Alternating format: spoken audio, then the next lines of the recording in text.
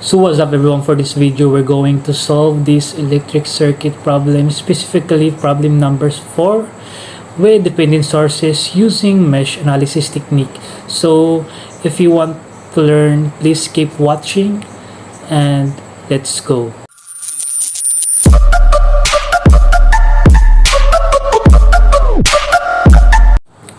Mesh analysis is a technique used to find the current circulating around the loop or mesh in any closed path of a circuit. Solving mesh analysis. First, identify closed path, mesh or mesh in the current in the circuit. Second, assign current either clockwise or counterclockwise mesh current. Then apply KVL equations for each mesh. Then after that, solve the equations and calculate the values. So in order to lighten up the concepts, so here is the electric circuit problem. This is from the problem number 4.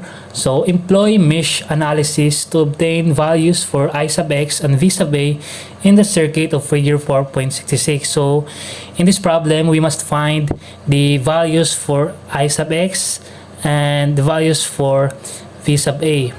As we can see from the circuit, we have a dependent sources. So this is the current controlled voltage source and this is the voltage controlled voltage source. So in solving mesh analysis, we must create a mesh currents. So to create mesh currents, we must identify the closed path. So here is the closed path. So we must represent this as I sub 1, a mesh I sub 1. So this is also a closed path. So this is mesh I sub 2. So this is also a closed path. So this is, we represent this as mesh I sub 3. So this is a closed path also. So we represent this as mesh I sub 4. So nakabuyong kamo nga nung clockwise man ang atong directions kay ako may nagbuot, so it all depends on us. So pwede sab nga counterclockwise in A, but we will arrive in the different sign answer. So kung negative man na siya, so pasabot nga mali ang atong assumptions sa atong direction. So muna.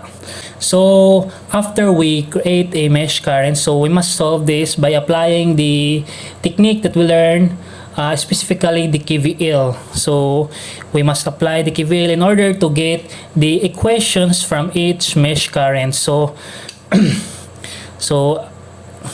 let's solve the mesh current I sub 1. We find the equations in this section. So KVL, so KVL at mesh 1, so mesh 1 ta. So so diri man siya, no? So pasulod ta diri sa 7 ohms. So 7 ohms I sub 1 plus padirita din diri, so pasulod siya diri sa 7 ohm again. So 7 ohm, so naman siya in between sa I sub 1 ug I sub 2. So I sub 1 minus I2, then papasok siya sa positive terminal ng 9 volts sa to voltage source. So plus 9 volts. So method, ang KVL method is according to the KVL, it states that the sum of all voltages is equals to 0. So mao na siya nga na 0. Then atong i-simplify. So 7i1 plus 7i1 minus 7i2 plus 9 volts is equals to 0. Then atong i-simplify again using the plus. So 7i1 plus 7i1, so 14i1, then minus 7i2, So ato ning siya i-transpose into another side, then negative 9 volts. So we must assume that this is our equation number 1.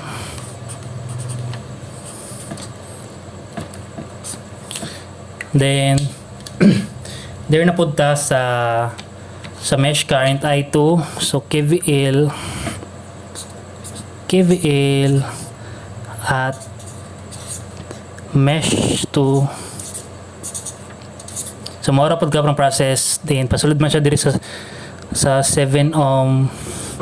So 7 ohm times, so in between masa sa I1 ug I2, so I2 minus I1 plus pasulod siya sa voltage source sa positive sign, sa positive terminal, so 0.2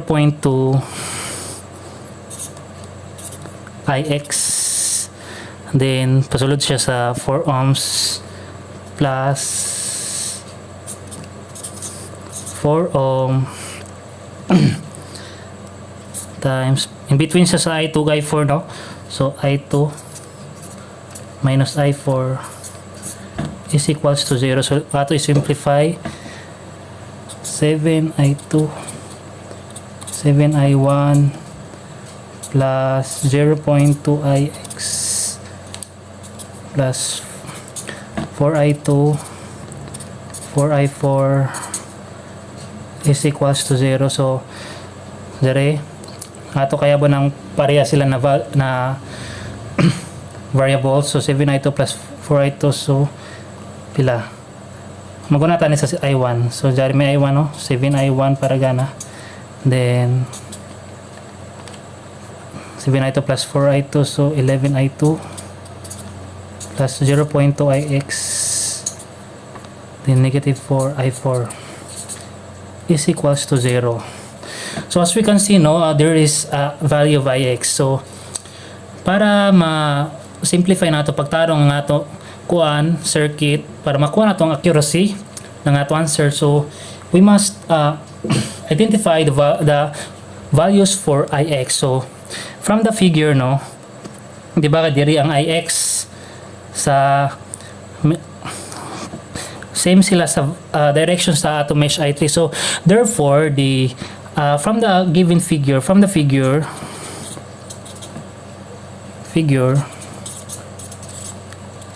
we assumption that the Ix is equals to I4 kay I3 ba kay same naman sila ng current na nag-flow diri na path. So ato i-substitute the Ix is equals to I3. So our equation, so 7I1 plus 11I2 plus 0.2 I3 na minus 4I4 is equals to 0. So this is our equations number 2.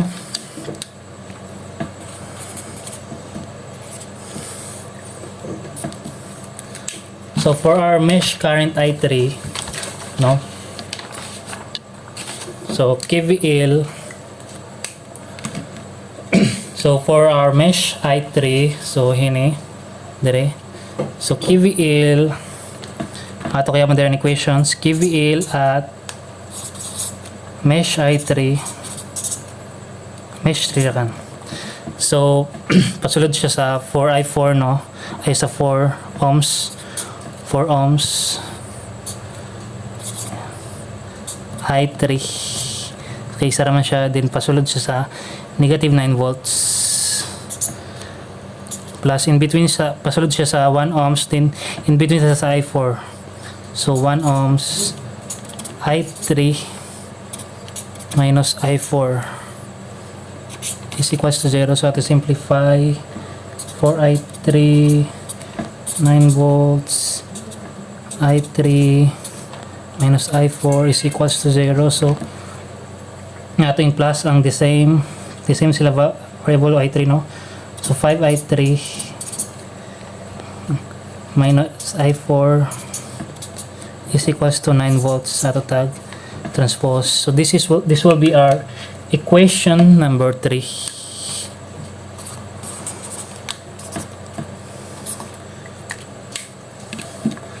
So lastly here at mesh current I4, no? So another again the equations, KVL at mesh I4 or mesh 4 na lang. So pasulod siya sa negative dependent source na sa negative terminal, no? So negative 0.1 VA, then pasulod siya sa 1 ohm plus 1 ohm I4 minus I3 kay in between with respect to I4 man ta, then plus 4 ohm I4 minus I2, I4 minus I2 is equals to 0. So atong simplify 0.1 VA plus I4 minus I3 plus 4I4 minus 4I2 is equals to 0. So para masigurado nato na correct ato equation, so ato i-identify uno ang VA. So as we can see from the circuit, so here is the VA, no? So atong identify siya nasa sa 7 ohm. So as we learned from the concepts of Ohm's law, so V, di ba kay V is equals to IR man, no? So since ang I1 is pasulod siya sa negative terminal, so ato yung assume from the figure. So ato negative V, since pasulod siya sa negative, no? Negative VA is equals to 7 ohm I1. So therefore our VA is equals to negative 7 ohm I1. So ato i-substitute dire. So negative 0.1 times negative 7 ohm I1 plus I4 minus I3 plus 4I4 minus 4I2 is equals to 0. So ato simplify. So 0.1 negative 0.1 times 7, so 0.7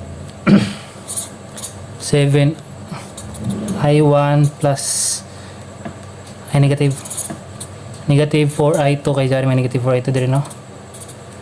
Then negative I3 sa raman siya, then 1 plus 4, so 5I4 is equals to 0. So this will be our equation number 4.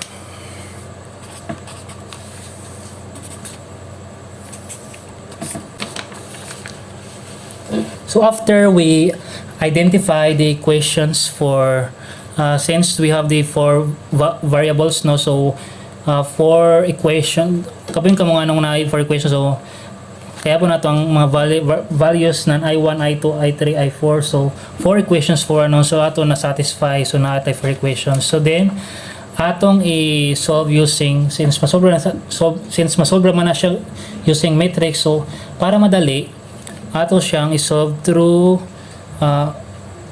website in 4 equations for unknown. Using this website for 4 equations for unknowns, atong gi-substitute nga atong nakuha ng mga equations from equation number 1 to equation number 4. So muna akong gipang substitute ang mga values gikan sa I1 to I3. Then para makuha natong I1 o I3 to I4.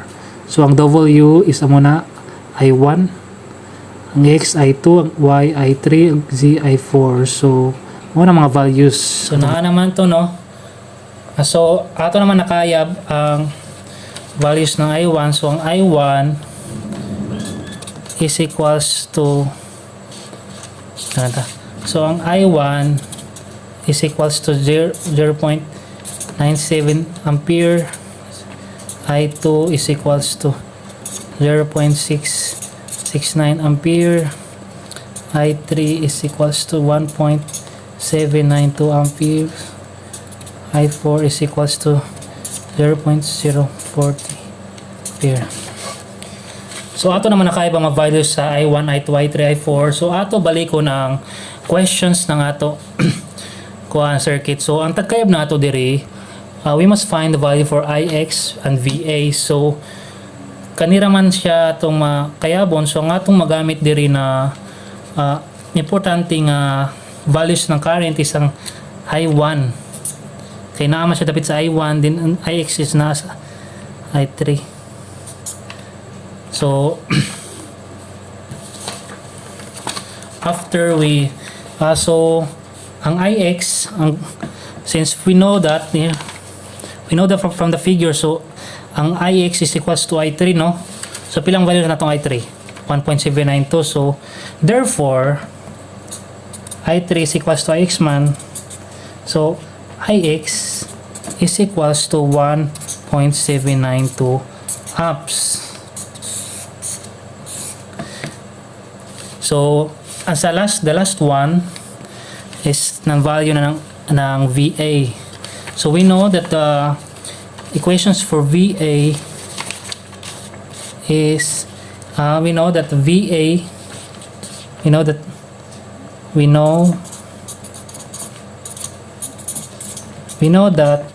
VA is equals to negative 7 amps times I1.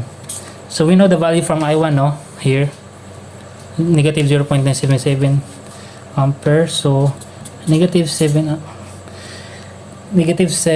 ohm times negative 0.97 is equals to 6.84 volts.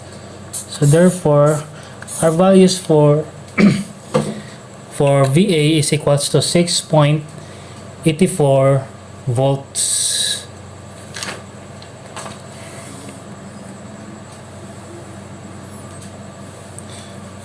In order to check or to verify our answers if this is correct, we must use the multi-sim app or our simulator to verify our answer. So mo ni nag-create ng circuit same sa problem. So sa ato circuit problem, same values, same circuit, same. So atong takuha ang voltage across the R1 or this is our VA. So mao nakuha nato ang 6.84 2 volts. Then for the current that flows or the Ix, so nakuha po nato ang 1.792 ampere. Sumo to 1.792 ampere o 6.84 volts. So nakakuha man ta ng same na answer gikan sa multiplier, therefore our answer is correct. This is check, this is check. Sumo to nakakuha ta ng the same answer sa multi-sim o sa manual solving. So maura to, thank you for watching. God bless and see you on my next video.